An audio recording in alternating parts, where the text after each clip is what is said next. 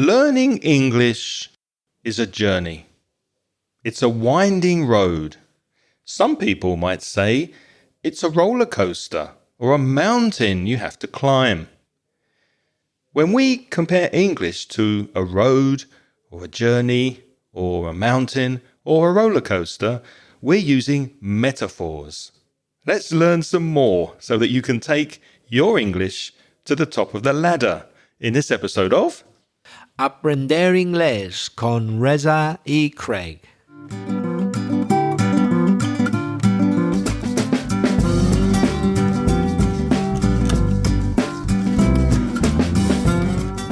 Hello, and if you're a new listener to the podcast, you're very, very welcome. And if you've come back to listen again, it's nice to have you with us. My name's Craig. And my name's Reza. And with more than 50 years experience of teaching English between us, we're going to help you improve your English and take it to the next rung of the ladder. How are you doing, Reza? I'm feeling on top of the world, Craig. And you? That's a metaphor. I'm feeling at the top of the mountain. I'm feeling great. I'm feeling fine. Excited to be talking about metaphors with you this week. Have we spoken about these in the past? We have a little bit, yes. We haven't given many examples, but we did speak about metaphors in our episode on poetry. That was quite a while ago. That's episode 201. So if you're interested, there's a link in the show notes, but just all you need to do is type in englishpodcast.com/201, and that will bring you directly to that episode. Or search for 201 or search for poetry on your podcast app of choice. Now, you may have heard the word metaphor before and simile, but what is the difference between a simile and a metaphor? Or are we just splitting hairs, Reza? Are metaphors and similes similar? That's our first one, splitting hairs, because if you split hairs, then you're just being too careful. You're being too exact. It doesn't really matter. They are quite similar, aren't they? Yes, imagine trying to split a hair. Not easy. It's difficult to even see a hair. So to split one is maybe a bit unnecessary. But we believe it is necessary to know the difference between a metaphor and a simile. They're both used to make comparisons. And in fact, a simile is a metaphor. Well, it's a subcategory of a metaphor, to be exact, which means all similes are metaphors, but not all metaphors are similes. Can you clarify that a bit, Craig? When we use similes, we use the words like and as. For example, I ran like the wind, which means I ran similar to the speed of the wind. I ran like the wind. Or she's as cold as ice. Or I slept like a log, a piece of a tree. I slept very well. I slept like a log. Or Reza is as cool as a cucumber. So using those words like and as, they're all similes. So a metaphor tends to be a bit broader. A metaphor, it doesn't merely suggest one thing is like another. It says that one thing is another. So for example, Craig said that I'm as cool as a cucumber. So cucumbers are generally very cool. But he didn't say that I was a cucumber. He just said that I was as cool as a cucumber, but not actually a cucumber, just as cool as one. Here's a metaphor to compare. Love is a battlefield. So I didn't use the word like or as there. I'm saying love is a battlefield. It's the same thing. It's a type of a battlefield. So we don't use the word like or as. So it's more broad, you know.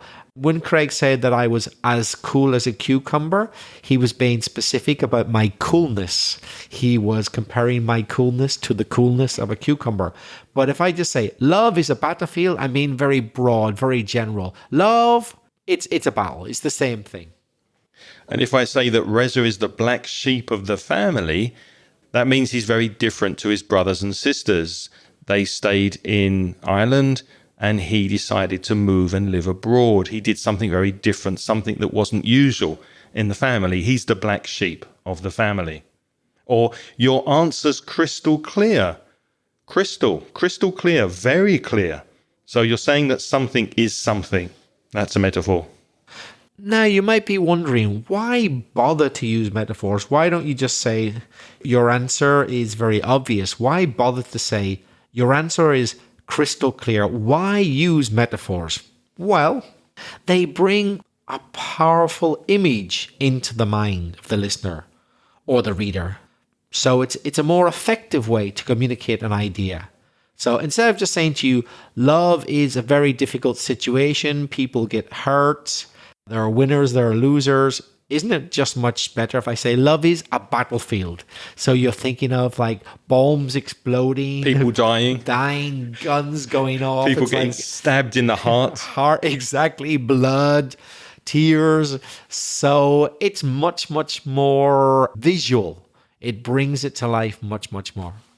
And you can say, for example, life is difficult and everybody understands. But if you say life is a roller coaster, and you may have seen roller coasters at fun fairs, and they go up, they go down, they're quite scary. You sit in a very small car or a long line of cars and you're going up very slowly. You go to the top and then whoosh, you go down very fast on the other side. So if you compare a roller coaster to life, you get a much clearer, vivid, specific picture, and it's more powerful. Can you think of any more examples where we can dramatize language and make the message more powerful? Definitely, yes. For example, instead of just saying to you, I'm very hungry, imagine I had my breakfast at 6 o'clock in the morning and it's now 5 o'clock in the afternoon and I haven't eaten anything since then. That's a long time. To say I'm very hungry is saying it in a very weak way. It would be much more effective if I said, I could eat a horse. I'm very hungry. A horse is big. So if you picture a horse and I'm telling you I could eat something that big, yeah, so visualize it. I'm very hungry. So again, I go back to my introductory explanation about the visualization. So think of a horse. That's a lot of meat. Yeah. If you could eat a horse, you're very hungry. And staying with horses, we have the metaphor, he's a dark horse. A dark horse. What does that mean? That means you don't really know much about this person. Nobody really knows much about Lindsay's private life. He's a dark horse. He's very secretive. Another one about people's behavior is he wears his heart on his sleeve. This, in a way, is quite different, quite almost the opposite to a dark horse. If you wear your heart on your sleeve, you show your feelings. So when you're sad, everybody can see you're sad. When you're really happy, everybody sees. When you're in love, everybody sees it. You can't hide your feelings. You wear your heart on your sleeve. Do you think you wear your heart on your sleeve? Or are you a dark horse when it comes to relationships? I think it depends on my mood. Sometimes I can be a dark horse, but sometimes I do wear my heart on my sleeve, and it's very obvious to see what I'm thinking and how you're feeling. What about you? Would you say you're one or the other, or a mixture? I'm probably more the kind of person that wears his heart on his sleeve. I think it's usually quite obvious how I'm feeling, what I'm thinking about, especially with affairs of the heart. Now, one thing you might hear Reza say when he's teaching a class of very badly behaved children, because he sometimes teaches kids, he might say, my classroom is a zoo. Now, that doesn't mean he's teaching English to giraffes and tigers and elephants. That means his children are behaving like animals. They're noisy. They're really badly behaved. The classroom's a zoo. The children, my pupils, my students are animals. A very common metaphor you'll hear in English is, she's got a heart of gold. In other words, she's very kind. Yeah, so we often think of hearts to do with kindness. So imagine Her heart is so good that it's made of gold. She's very, very kind. She's got a heart of gold. Oh, I'm sorry. Is it me now? I was a million miles away. I was a million miles away. I couldn't concentrate. So if your mind wanders, you can say you're a million miles away.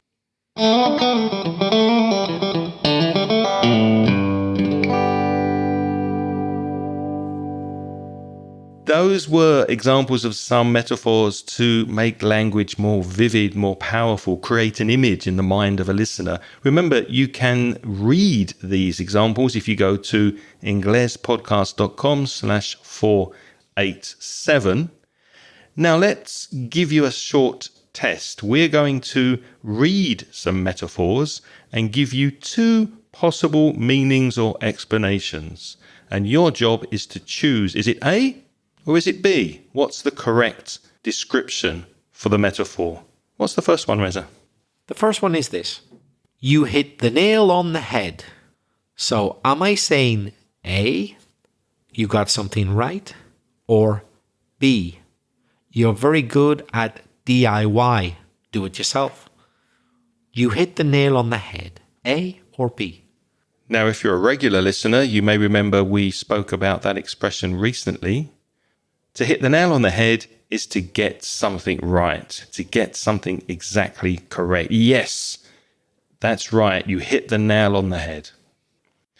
What happens when you're caught red-handed? I was caught red-handed. Does that mean you did a terrible job of painting the house? Or B, you were seen doing something forbidden or illegal? Caught red-handed. What's the answer, Reza? The answer is B. You were seen doing something forbidden or illegal. I think that comes from blood on the hands, doesn't it? When the police see that you've murdered someone, they can see your hands are red. You obviously committed a crime. Yeah, I understand that that's the origins of that metaphor. Our next one, she was a ray of sunshine. A ray of sunshine. Does that mean A, she wore very colourful clothes? Or B, she brought happiness into others' lives? The answer is B. She brought happiness into others' lives. Imagine you live in somewhere like England or Ireland. In the winter, there isn't that much sun. So when you see a ray of sunshine, you think, hey, life is good. I feel happier now. So if a person is a ray of sunshine, they bring happiness into other people's lives. Our next one is, let's talk about the elephant in the room. What does that mean? You need to talk about the elephant in the room. Does that mean let's discuss the topic that we're all thinking about, but no one is mentioning? Or B, let's talk about the fact that this room is much too small if you put an elephant in it? The answer is A. Let's discuss the topic that we're all thinking about, but no one is mentioning. If you think about it, visualize it. Imagine there's a room. It would have to be a big room, that's true. And there's an elephant, but nobody mentions the fact that an elephant's sitting over there. Very unusual not to mention the fact that there's an elephant sitting there. So you should be talking about something, but you're not. That's when you don't talk about or do talk about the elephant in the room. Yeah, the obvious topic.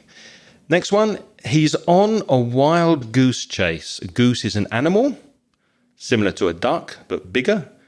And if you're on a wild goose chase, does that mean A, you're doing something that's pointless and it's a waste of time? Or B, you're running very fast to try and catch something? The answer is A. You're doing something that's pointless and a waste of time. I imagine the origins of this are the fact that it's very difficult to catch a wild goose, I suppose. So a wild goose, not one that lives on a farm, but one that lives in the wild. It's not domesticated. I guess it's pretty hard to catch one of those. So if you're on a wild goose chase, you're not going to succeed. You're wasting your time. You're not going to achieve what you want. Now, the next one is to be a night owl. A night owl. So we're staying with about 3 animals so far. An elephant, a goose, and now a night owl. Does that mean A, I'm usually more active at night than in the morning? Or B, I'm a sleepwalker. I get up and walk around while sleeping. Well, the correct answer is A. I'm more active at night than in the morning. That one should be fairly obvious if you know about animals.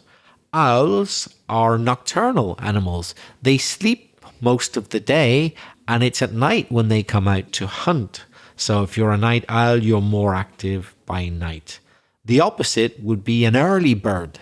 An early bird is a person who likes to get up early in the morning to get to places early. That would be the opposite of a night owl. Now, your body is covered in skin and your nose on your face is also covered in skin. But the metaphor, it's no skin off my nose. What could that mean? Is that A, this object doesn't belong to me, it's not mine, or B, it doesn't affect me negatively? The answer is B. If it's no skin off my nose, it means, well, I don't care. Go ahead, do it if you want. It doesn't affect me negatively. It's neither good nor bad. I'm not going to object. It's no skin off my nose. So if I said, Reza, do you mind if I ask your neighbour for a favour? It's no skin off my nose. Okay, I'll do it then. What about this one, Craig? She has a finger in every pie. Or some people say, in many pies. She has a finger in many pies. Could that mean A, she's involved in many different matters? Or is it B, she doesn't wash her hands much? What do you think? Well, the answer is A. She's involved in many different matters, in many different things. She has a lot of different jobs or interests, etc. Maybe she washes her hands, maybe she doesn't. If she's working with pies, let's hope she does. But if you have a finger in every pie, then you are involved in many different things. Here's another one. I can't wrap my head around it. That's wrap with a W, W-R-A-P, not R-A-P musical rap. Not rap music, no. Not rap music, no. I can't wrap my head around it. Is it A, I can't like it because it's bad for me? Or is it B, I can't understand it? And the answer is B. I can't understand it. I can't comprehend it. What's happening here? I can't wrap my head around it, or I can't get my head around it. I don't understand it. Is there anything that you can't wrap your head around, Craig? Most things, actually. Instructions to do things, software, apps on my phone, finance, pretty much everything in life I can't wrap my head around. What about you? Yeah, I find some apps can be a bit tricky. Yeah, and financial things, I find it hard to wrap my head around them as well. The next one is, you shouldn't cut corners. So does that mean A, you shouldn't do something badly to save time or money? Or is it B, you shouldn't cheat someone out of money? And the answer is A. You shouldn't do something badly to save time or money. It's better to do a job well. Don't cut corners. Make sure you do things correctly and well. Do you tend to cut corners, Reza, or do you do things well? I generally don't cut corners. I believe in the old expression, if a job's worth doing, it's worth doing properly. That's what my dad used to say. Yeah, that was one of his favourite sayings. The only problem is then quite often there are some jobs that I just don't do then at all.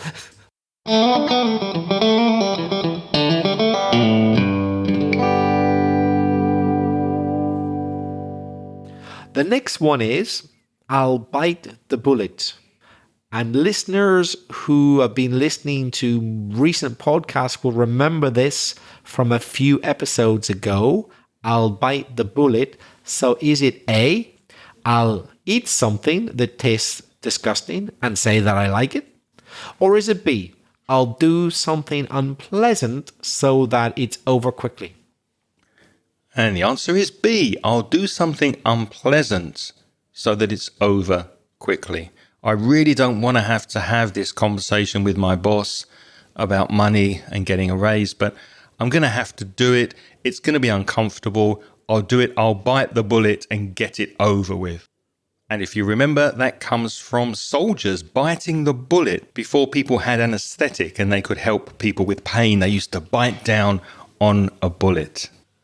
The next one is, he's a rough diamond. Let me spell the word rough because that can be a tricky word to identify for non-native speakers.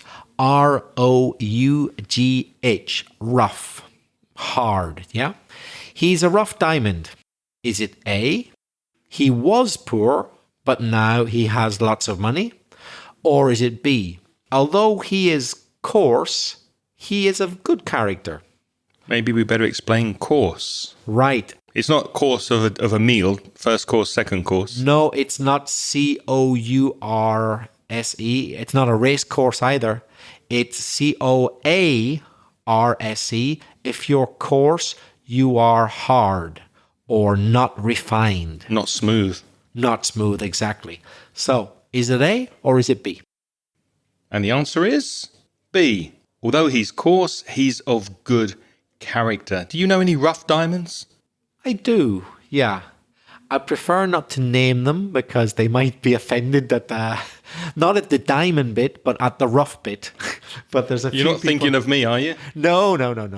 You're a very smooth, you're a very well cut diamond. You're Smooth operator. Oh, you're a highly refined diamond. But I do know a few people who are good people, but perhaps they could come across a bit better. Yeah, but I better not name them.